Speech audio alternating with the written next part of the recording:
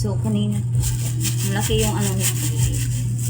Hindi ko lang sa cellophane kasi gaganin dito. Oh my God. Baka tayo mabutan ng ito. So, tingnan nyo guys. Sobrang laki na. Hindi siya native na langka guys. Sobrang laki niya, di ba? Pangit ko ngayon kasi so magagalit na naman siya pag kumain ako. Kain tayo guys. Ayun na nga, nagalit na. Ang laki. Sarap.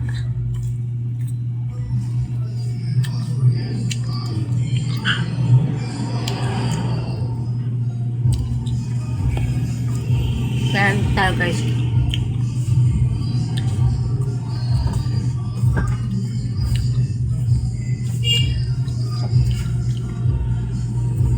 Kain ako.